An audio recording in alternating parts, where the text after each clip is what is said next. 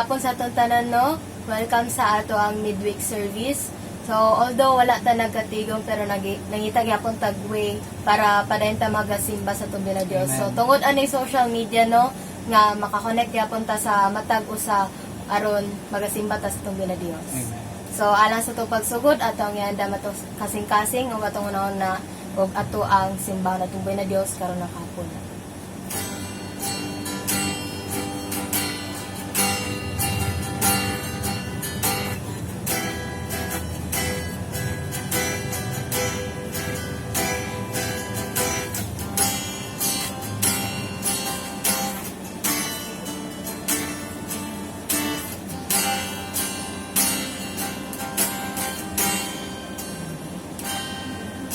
Sa iyong biyaya, ako ay namamangha. Sa iyong kalinga, panganib ay di banta. Sa pag-ibig mo, palaging ligtas ang puso.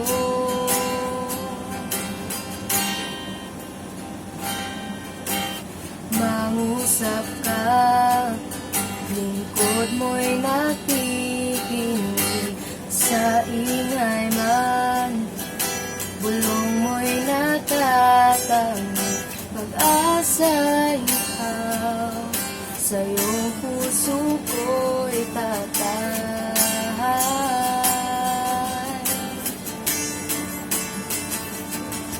Tanggulan ng puso ko ay nahanap sa iyo, Kristo. Kanlungan mo, kanlungan ko, kailan pa man. Mangusap ka, lingkod mo'y nakikinig.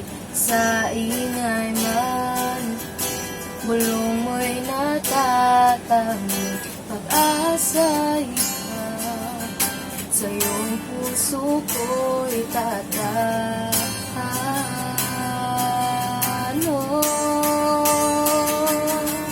Tanggulan ng puso ko ay nahanap sa iyo, Kristo. Pangalan mo, kanlungan ko, tanggulan ng puso ko ay nahanap sa iyo, Kristo. Pangalan mo, kanlungan ko, kailan pa kailan pa man, kailan pa man, kailan may dilalayo, ikaw ang kaligtasan ko. Pinabalot ng iyong lakas, sa piling mo ako'y ligtas. Kailan may dilalayo, ikaw ang kaligtasan ko. Binabalot ng iyong lakas, sa piling mo ako'y ligtas. Kailan may dilalayo, ikaw ang kaligtasan ko. Binabalot ng iyong lakas, sa piling mo ako'y ligtas. Tanggulan ng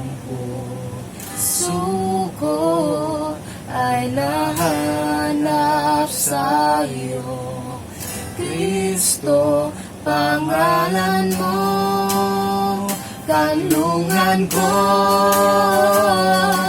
tangula ng puso ko ay nahanap sa'yo. Kristo, pangalan mo, kanlungan ko, kailan pa man, kailan pa man, kailan pa man, kailan pa man, kailan pa man.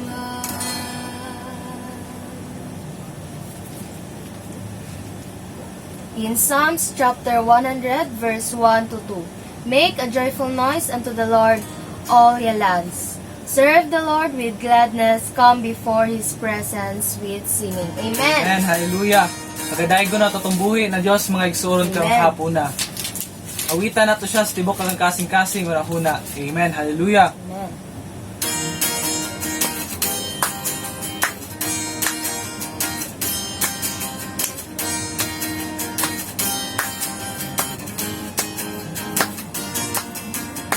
Ang papuri at sa'yo, Ang tugtuwang sa pag-ibig mo, langit at lupa sa'yo sasamba.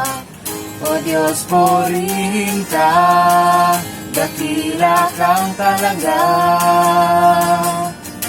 ang mga awit at puri sa'yo, Aking tugong sa pag-ibig mo, langit at lupa sa'yo sasamba.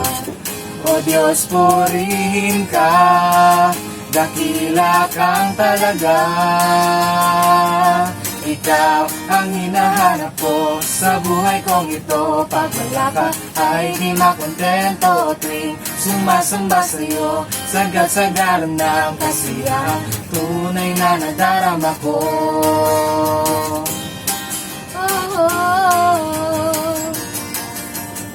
Ang banal na tahanan mo, Ang puso ko, kaligayahan di kayang bilhin. sa'yo ko lang nadama, ako'y malaya na. Ikaw ang hinahanap ko sa buhay kong ito. Pag wala ka ay di makontento tuwing sumasamba sa'yo. Sagad-sagaran ng kasiyahan, tunay na nadarama. Ikaw ang hinahanap ko sa buhay kong ito. Pag wala ka ay di makontento tuwing sumasamba sa'yo. Sagad-sagaran ng kasiyahan, tunay na nadarama ko.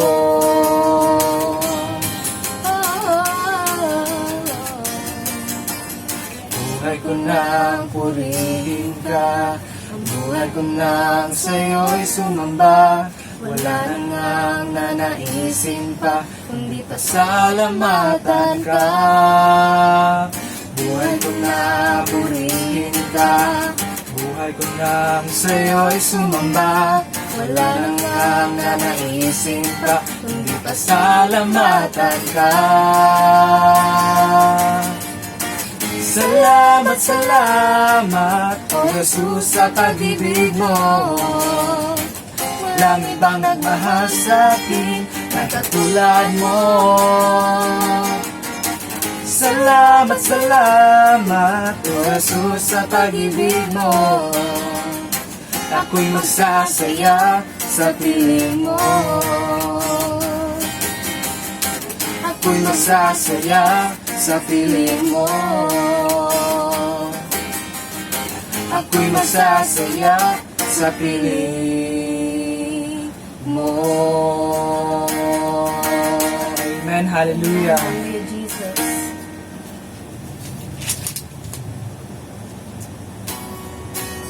Yes, hallelujah, Jesus. Ikaw na dyan ang angayan, Lord God, na simbahon, Father God. Hallelujah, Jesus.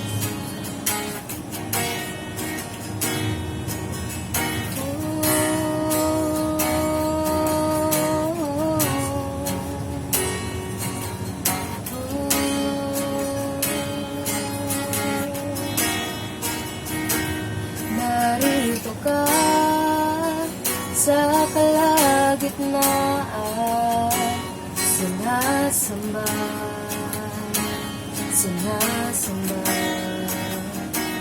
Narito ka, lisensya'y nadarama, sinasamba, ikaw Ama. Narito ka sa kalagitnaan, sinasamba, sinasamba. Narito ka, lisensya'y nadarama, sinasamba, ikaw Ama. Diyos na kitang, Diyos na milagro, tagapag-ingat ng mga pangako, O Diyos, ilaw ng mundo. Diyos ng kaparaanan, Diyos ng milagro, tagapag-ingat ng mga pangako, O Diyos, walang katulad mo. narito ka sa aming mga puso, binabago mo ang buhay ko. Narito ka sa aming mga puso, kagalingan ko mula sa'yo. Binubuo ang mga piraso ng buhay ko, naayos mo, bumabalik sa kalooban mo, mawangis mo, Jesucristo. Diyos ng kaparaanan, Diyos ng milagro, tagapag-ingat ng mga pangako, O Diyos, ilaw ng mundo. Diyos ng kaparaanan, Diyos ng milagro, tagapag-ingat ng mga pangako, O Diyos, walang katulad mo, walang katulad mo, walang katulad mo, walang katulad mo.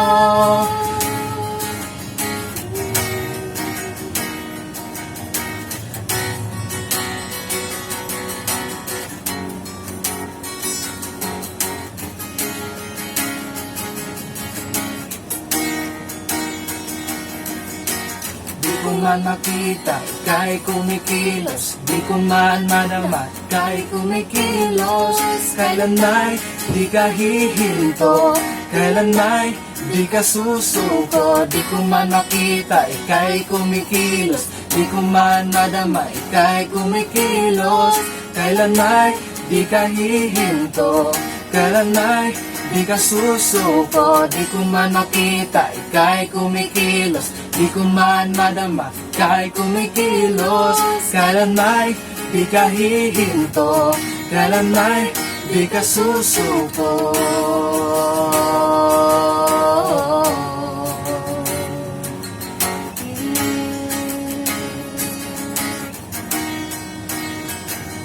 Diyos na Kaparaanan, Diyos ng milagro, tagapag-ingat ng mga pangako, Diyos, ilaw ng mundo. Diyos ng kaparaanan, Diyos ng milagro, tagapag-ingat ng mga pangako, Diyos, walang katulad mo. Diyos ng kaparaanan, Diyos ng milagro, tagapag-ingat ng mga pangako, Diyos, walang ilaw ng mundo. Diyos ng kaparaanan, Diyos ng milagro, tagapag-ingat ng mga pangako, Diyos, walang katulad mo, walang katulad mo, walang katulad mo, walang katulad mo, walang katulad mo. Diyos ng kaparaanan, Diyos ng milagro, tagapag-ingat ng mga pangako. Diyos, ulilaw ng mundo. Diyos ng kaparaanan, Diyos ng milagro, tagapag-ingat ng mga pangako. Diyos, walang katulad mo, walang katulad mo, walang katulad mo, walang katulad mo, Walang katulad mo. walang katulad mo, Walang katulad mo. walang katulad mo. Walang katulad mo. Walang katulad mo, walang katulad mo, Katulad mo. Diyos.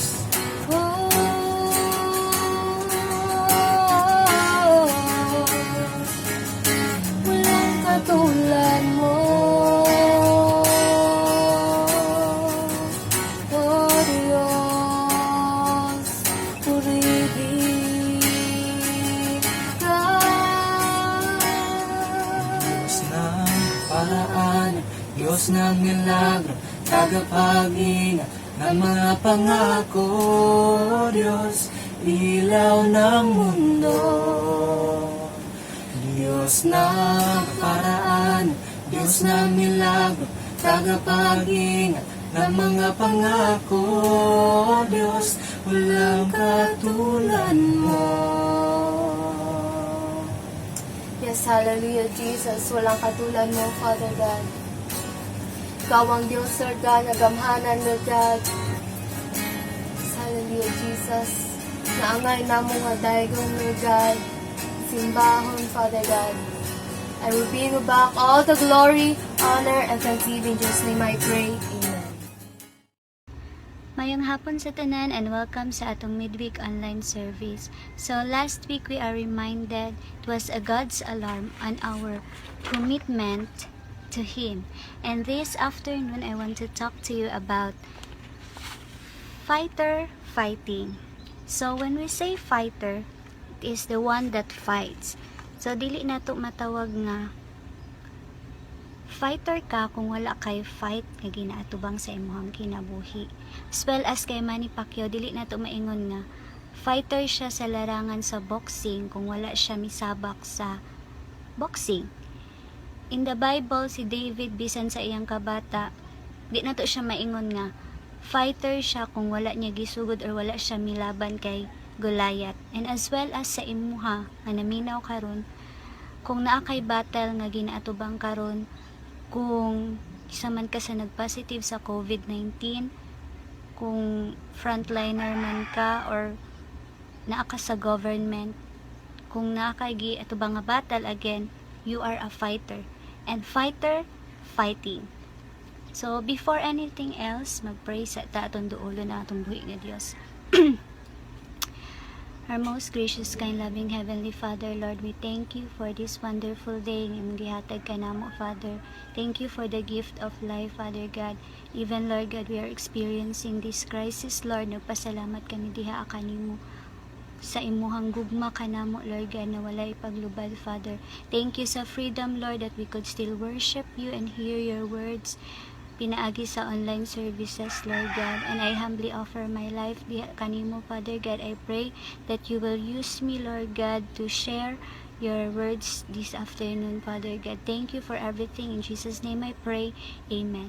So, once again, good afternoon, everyone. So, our main verse this afternoon, let's open our Bible at the book of 1 Timothy 6:12. 1 Timothy 6:12, it says, "Fight the good fight of the faith. Take hold of the eternal life to which you were called when you made your good confession in the presence of many witnesses."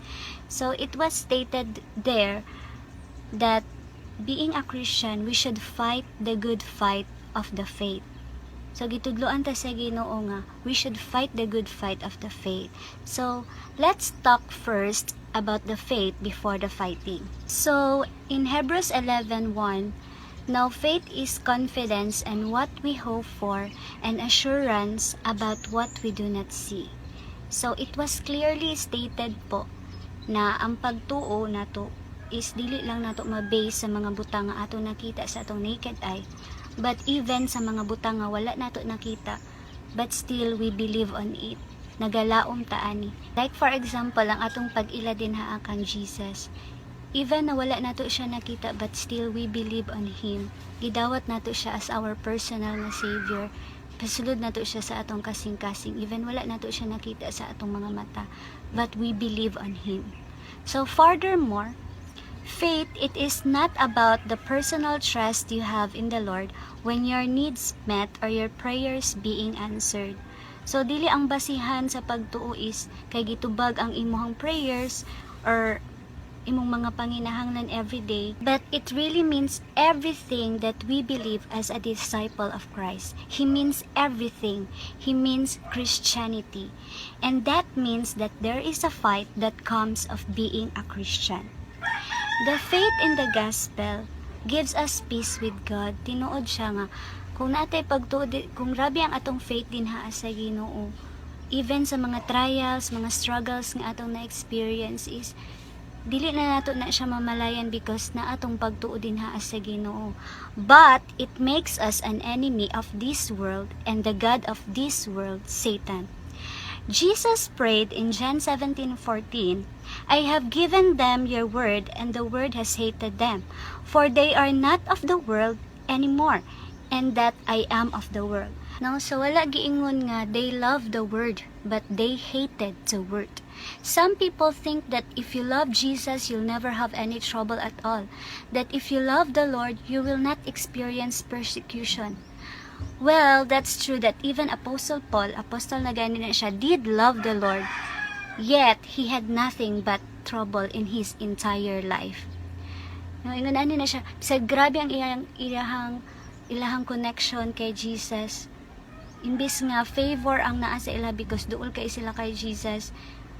But the more nga duol sila kay Jesus, the more ang persecution, the more ang trials nga naabot sa ilang kinabuhi. Unlike diri sa kalibutan, if taas kay imong connection, akay connection sa president, akay connection sa mayor, akay connection sa principal, duol kaayo sa imo ang favor. But kabaliktaran na siya diha kay Jesus. If duol ka kay Jesus, mas daghan the more ang trials nga moabot sa imo ang kinabuhi. Always remember that. In John 16:33, I have told you these things so that in me you may have peace. In this world you may have trouble, but take heart, I have overcome the world. So wala ni giingon ni Lord sa atua kay para mahadlok ta, di na ta mga lagad, ma-discourage ta. No, but He encourages us that we should take heart because He already overcome the world. No, in this world you will have what? Parties, enjoyment, picnic, happiness? No, but you will have trouble. He said, we're not of this world, but we are in this world. Naalang ta diri sa kalibutan, pero dili ta meant diri ang kalibutan. No? So, murag sa Pinoy Big Brother ba? Tagaan kag na challenges, of course, masulod ka na challenges, i-test ang imong attitude, imong character, and that will define your success. Kung okay ang imong performance, probably ma-declare ka as big winner. As well as sa atong pag-serve din sa Ginoo, na ay mga challenges nga atong ma-experience, and depende na siya kung giunsa nato pag gamit or pagsukol na nga mga challenges nga gigamit nato ang ato ang tinuod nga faith din sa Ginoo.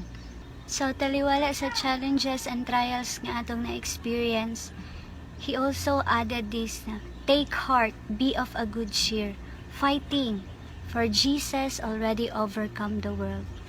Of course, He means I have defeated it, I have overcome it, and I did it for you. Ingon ana ang gugma ni Lord sa imuha igsuon. So let's talk about the parable of the sower. So in Mark chapter 4, ato na lang i-summary. A farmer went out to sow his seed as he was scattering the seed. Number 1, Some fell along the path, and the birds came and ate them up. Second, some fell on the rocky places where it did not have much soil. Third, other seed fell among thorns, which grew up and shook the plants so that they did not bear grain. And fourth, the other seed fell on the good soil. Check it out kung asa ka nga seed dira, kung giunsa nimo pag-apply and pag-use ang faith nimo kay Lord. Number 1 ba? Some fell along the path. Nga as soon as you hear it, as soon as you hear the word of God, Satan comes and takes away the word that has sown in you. So, sa panahon nga nadungog nimo ang pulong sa Ginoo, niabot ang temptation, nawala lang siya. Gi-give up nimo dayon ang imong faith dinha sa Ginoo. For example, imuhang past is hilig ka imong nakay bisyo nga manigarilyo ka, palahubog ka, ingon ana ang imong past, and then na change ka, gidawat nimo si Jesus as your personal nga savior, kadungog ka sa ihang pulong. But then kay you fell along the path lang man ang pulong sa Ginoo, natanom lang siya sa path. So for example, gikan ka og church, pag uli nimo na imong mga friends sa gawa sa inyong baryo nagtapok ay nag-inom sila, then gi-invite ka nga, oy, bag-o naman ka. Ana, igo ra ka giistoryahan og ingon ana, then kuan sa inom sa. And then kay sa past lang lagi tama ng imong faith sa Ginoo. So iinom ka, pasabot, gi-give up nimo ang imong nakatunan and ni-yield ka sa temptation. So ingon ana ra ka mabaw imo, ingon ana ra ka gamay ang imong faith dinha sa Ginoo. Ingon ra si Satan sa imo ang sis easy, walay challenge. Kaduha, some fell on rocky places where it did not have much soil. So, sabot, they hear the word and at once receive it with joy. But since they have no root, they last only a short time. When trouble or persecution comes because of the word, they quickly fall away. So, they hear the word and at once receive it with joy. Pag-abot nasa church, pag makadungog sa pulong sa Ginoo, kusog kayo mo, praise the Lord, hallelujah. Lipay kaayo nga nadunggan ang pulong sa Ginoo. But pag abot sa trials and persecution sa life, nawala to nga kalipay. Example, kitaan ka sa imong kauban sa church, naa ka sa purok, nagbingo ka, yun dayon tong imong igsuon, oy sis, nana naman ka din ha. Nga ikaw nga natanom lang ang imuhang faith diha sa rocky places nga wala kaayo soil. So kanga na kay kung magsigira tag simba sis, wala tay pamalit og bugas, di ba? Ingon ana ra kagamay ang ingon ra kababaw ang atong faith dinha sa Ginoo. Number 3, other seed fell among thorns. Hear the word, but the worries of this life, the deceitfulness of wealth, and the desires of other things come in and shook the word, making it unfruitful. Nagasimba ka, but you can't stay focused, no? Kasi at the same time, pressure ka. Nagasimba tuod ka, pero dili completely nimo gisabit ang imong hearts and mind dinha sa Ginoo, because pressure pud ka niini ka kalibutan, na gusto pud nimo ma-achieve ni nga mga butang diri sa kalibutan. That is why daghan na mga Kristohanon nga Christian but dili fruitful, tungod kay dili sila makafocus sa isa ka butang or dira sa buluhat o sa Ginoo, but instead mas nakafocus sila diri sa mga butang sa kalibutan. Lastly, number 4, the other seed fell on the good soil. Hear the word, accept it, and produce a crop. Taliwala sa trials and persecution nga niabot sa kinabuhi, still fruitful. Soul hunters, winning soul, nagadala og kalag dinha sa Ginoo, nagagrow, nagatubo, taliwala sa trials and persecution sa kinabuhi. Why? Why is it pag Christian ka, the devil gives you more pressure? Why? Because when you have the word of God, when you have the faith to God, mo na siya ang makahatag og pressure kay Satan. And dili siya gusto nga naa na sa imuha. Dili siya gusto nga naa sa imo ang word ni Lord, naa sa imo ang faith, na kay faith kay Lord. And He will try everything to squeeze it out of you. So niya nga walaon kwaon na sa imuha. Now imagine a football player in a Super Bowl. If he doesn't have the ball, he can run round and round the field. He can run into the end zone. He can just stand. He can dance. He can sing. He can do whatever what he wants. But nobody cares. Nobody pays attention there. But imagine suddenly the ball is in his hand. So tong kalaban, immediately moadto sila sa iyaha. And they will do some battles para makuha ang bola. Paon jud nila ang bola, ilugo nila ang bola sa imuha. Why? Ano man? Because when you have the ball, you can possibly score. When you have the ball, you can do some damage. So in the same way, when you have the word of God in your heart, and when you're holding the faith, you suddenly become a dangerous person to the kingdom of darkness. And Satan will gonna try to squeeze that word. He want you to stumble and he want you to turn loose of the word. And if you're going to let go of the word, kung i-give up nimo ang word, the devil won't bother you anyway. Dili na kanya i-bother kung imo i-give up ang word. You know, kani nga scenario maabot sa imong life. You know, you just go to church on Sunday, just sit there, likod lang ka, muhulat ug mahuman ang simba, just live as how somebody else do.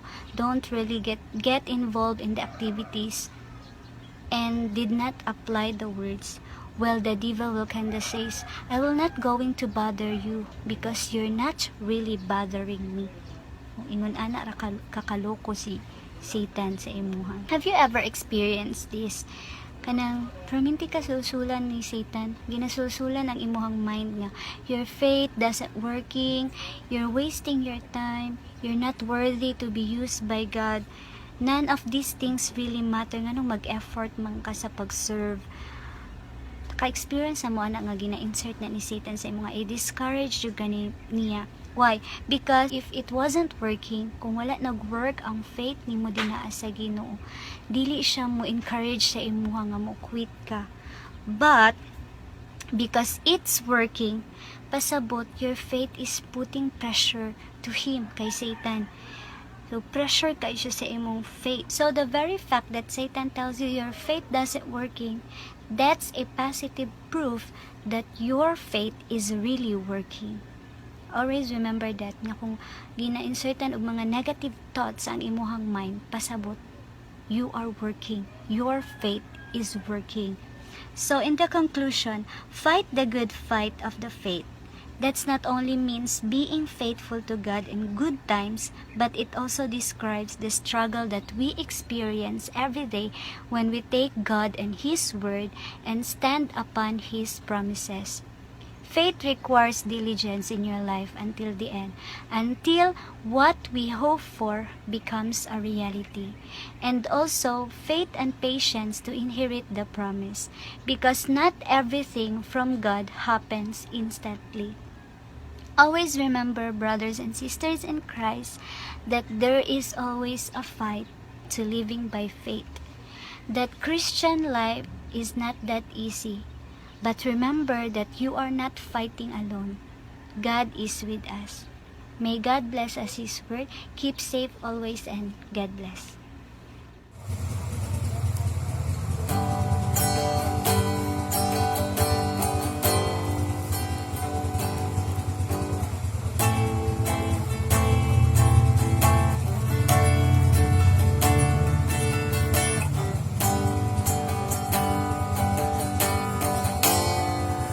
Katamis palandungon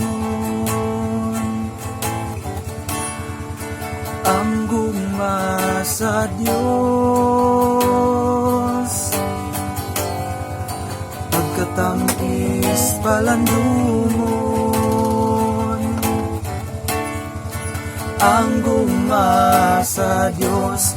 Di ayon niya lawas o sukalag ko, siyang namatay aron maluwas ko, pagkatamis palandungon. Ang gugma sa Diyos, pagkatahong palandungon. Ang gugma sa Diyos, pagkatahong palandungon.